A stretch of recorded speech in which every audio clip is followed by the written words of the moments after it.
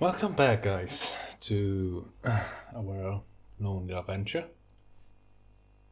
Anyway, back to Route 2, Volume 4. It's probably best for you to stop trying to predict what's going to happen to you at this point.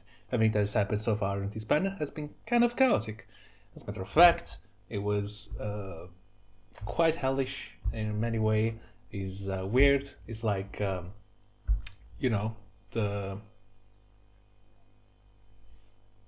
the thing before the storm.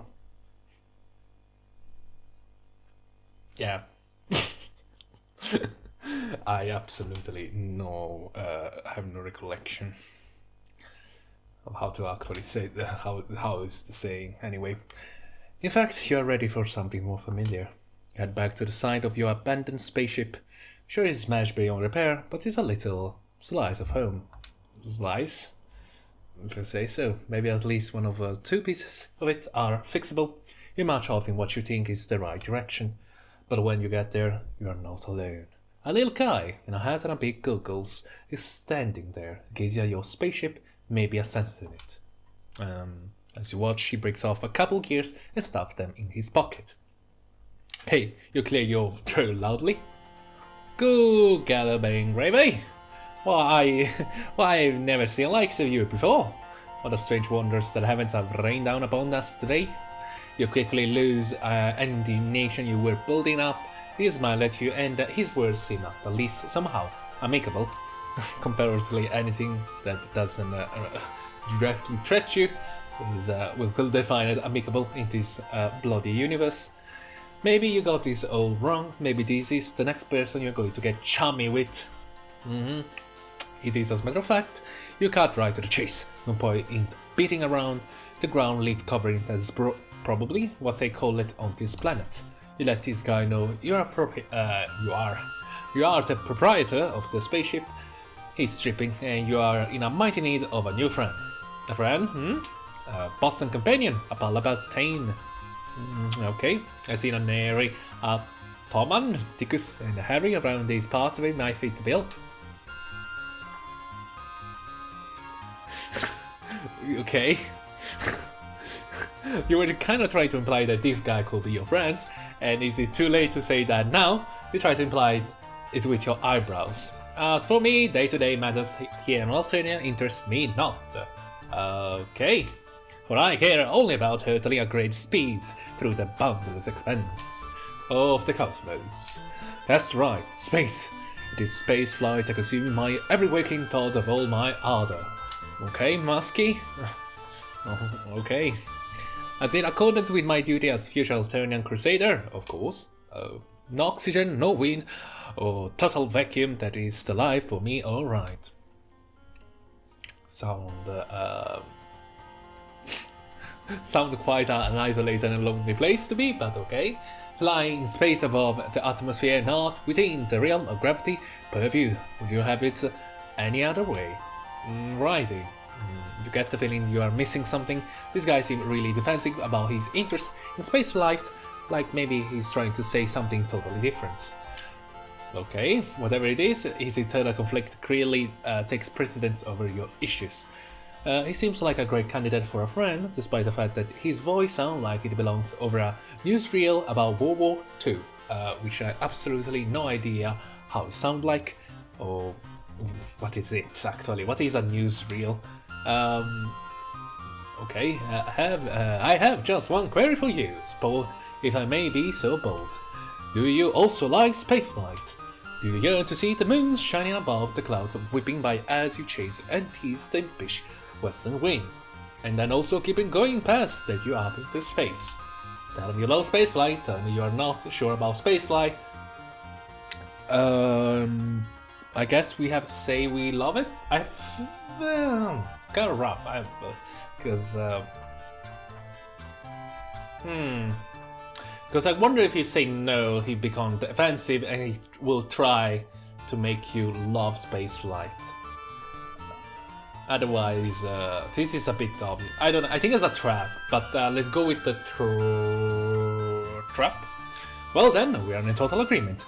Two kindred souls traveling hand in hand to glorious yet inevitable future of a conscripted service in space, which is I which is, as I've already made clear, I think I most definitely and positively desire. So it seems we have nothing more to discuss. Yeah, literally what I was thinking. Doodle-doo! Doodle-doo! Yeah, I knew it. It sounded like a trap. I knew it. It sounded so much like a trap. They do this. You're becoming predictable, Andrew. Just saying.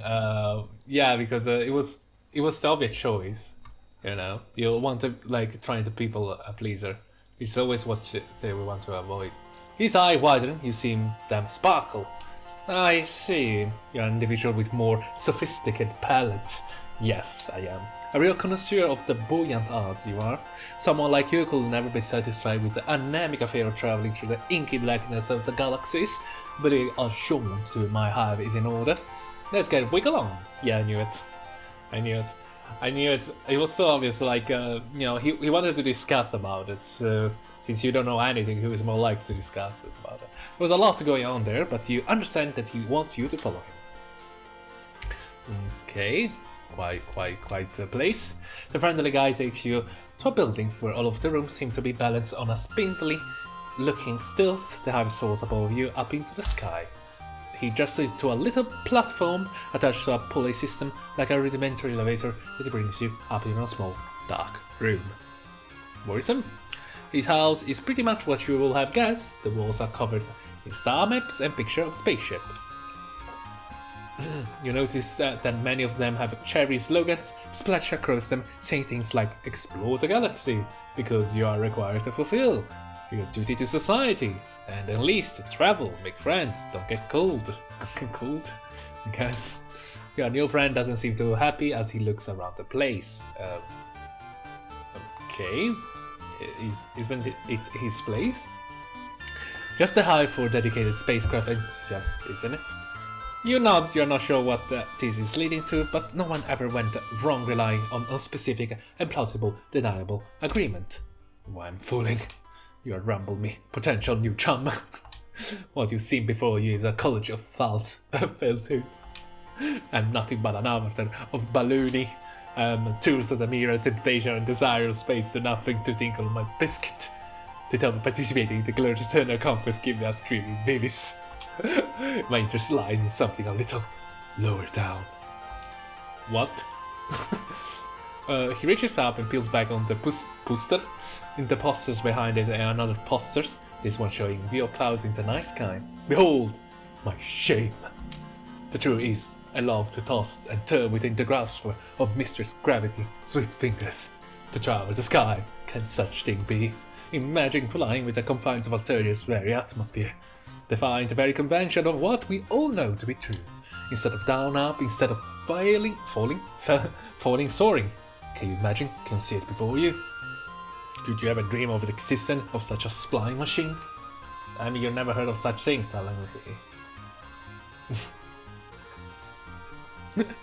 It's broke his game, and... okay, whatever. But the future is ours to build. My strange-hued and unhorned comrade. What do you think? Does it excite you? Do my ideas rattle your buttons? You cannot help but notice that he's referred to you as a charmer and comrade, but a friend hasn't made an appearance yet. Do you synonymous count, or is it just a tick of his speaking style? First thing first, you have drones. You cannot build up... like, do they have planes? In this world, universe? Is some weird? Okay. Look as earnest as you can and not vigorously. You are almost positive that this is the thing he really wants you to express interest in. The truth will out. You and I share this furtive passion for the indulgence of the air, a dialogue between a troll and a flying machine and the stars. But further away from the start and we wouldn't be in a spaceship. I cannot stress enough how different of a thing this is. You cannot decide between nodding and shaking your head here, so you furrow your brow and do your best to look thoughtful, like maybe you are contemplating the differences. This fellow's veneer towards you is definitely shading to more temperate climate zones. However, certain physical needs are starting to assert themselves. You're still pretty banged up from a previous adventure, but right now the aching of your stomach is screaming for attention. You humbly ask your friend to be if there might be a chance of getting a bite to eat. But of course, while you know you had a rumbling of the old digestion blutter will have shut my yapper too sweet. Okay,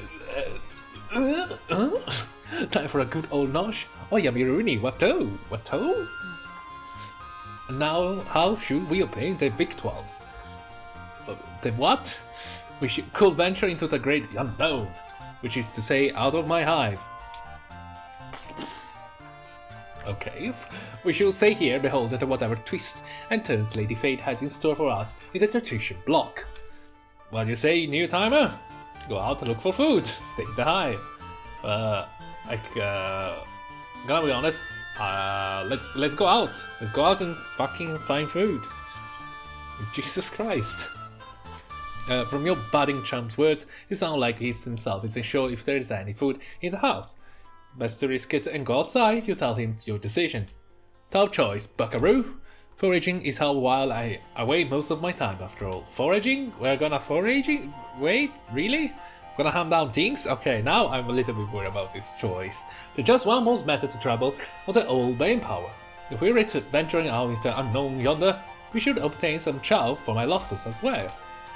It'll be a real crampy Gustav, he goes too long without his nosh. You draw yourself up proudly. It's taken a lot of bizarre run-ins and harrowing close shaves, but you know all about losses. You inquire about Gustav. Was it? Okay. What a coward you are. No, my losses. I call him the canary. What is a what? Is a bird? He wipes out a photo. He shows a smaller version of himself. He shows nothing but stubs, a far too big pair of aviator goggles slipping off his nose. Standing behind me, a large white fowl, big scraggly wings folded back against his body. You want to say an emu? Whatever it is, it's definitely not a canary. Great. His beak touches at the top of your pal's head with something that might count as affection. He's not a Berniskitty sort? What the? There's so many words that I have absolutely no idea what that means. Persnickety? I'm not even sure how to pronounce it. All kind of bugs and leaves with tickly his fancy. Shall we away? Shall we greet the horizon that rushes forwards to meet us with astounding grace? Shall we give ourselves over to the current of the time great river? Shall you tell him? We don't leave the house. It's getting a lot easier to pay attention to only the words this guy says that actually make sense. Great, I guess I'm not the only one who's actually making no whatsoever sense about what he's talking about. And Equin join with agreement with his statement. You kind of enjoy his way of speaking, though. If nothing else, it gives you the feeling that he's really excited about this food quest you're going on together. Coolio, I hope I don't die. Your alien pal leads you back down to the pulley system and outside again.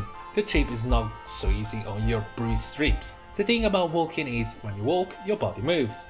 You had better time, is all you're saying. You indicate as much as your companion. Didn't we just survive a car accident? Whatever. Anyway, oh boy, I hear ya. Moving while attached to Alternia surface is the worst kind of hooey. Hooey? How much is the gravity in here? The moment when autonomous flight is invented trembles ever closer to the present. Can you hear it approach? The wail of distant klaxon, the call of adventure, becomes us forward to the ears. A golden thread is stretching over a word that glurs inevitability.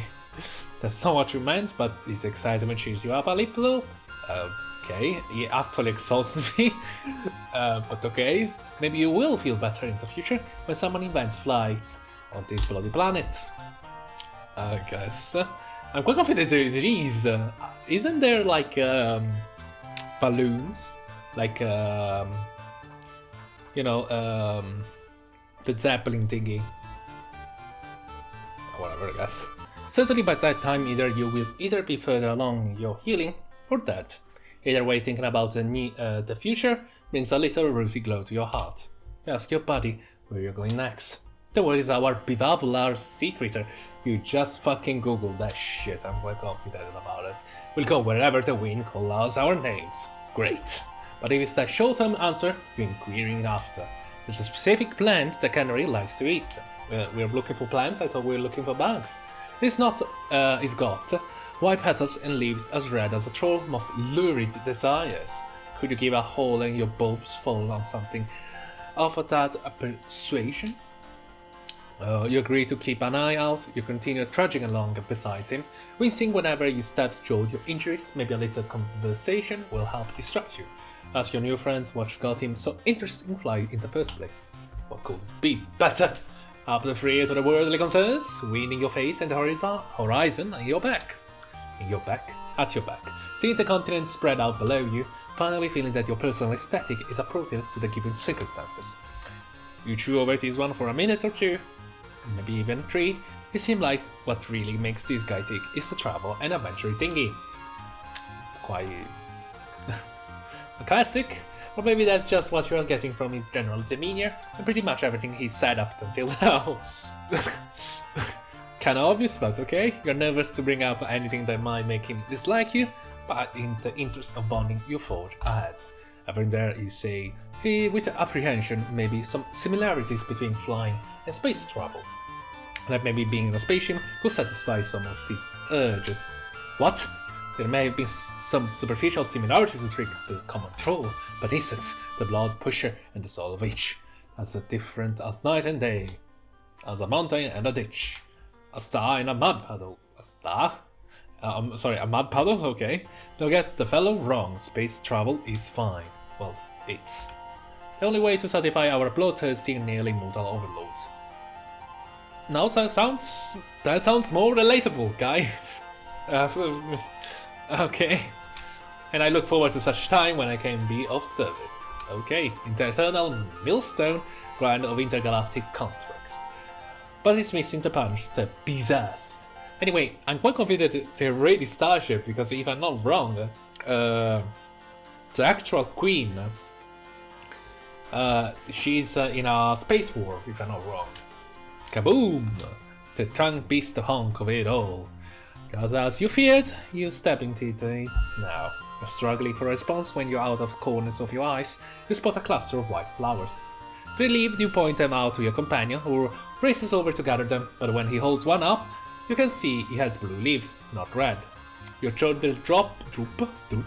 Seem like you're doing is disappointing your buddy, who has been so nice to you, or at least that's what you think you got read between the lines of his confusing speaking style. Fear not, my smooth-headed compatriot. They are not the lustrous rations we sought, but this plant is people chow. But I mean to say, we can eat it. Oh, okay. Great. Nice, thank you. Since we are people, it's food for people, not food made of people.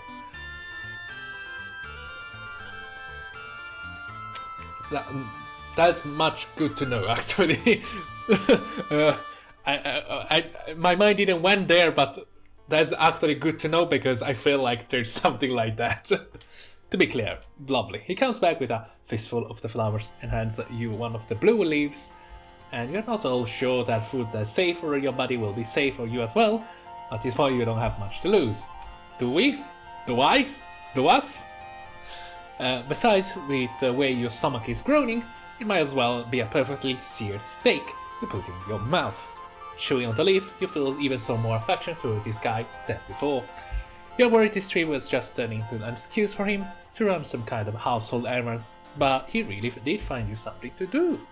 To eat. To do.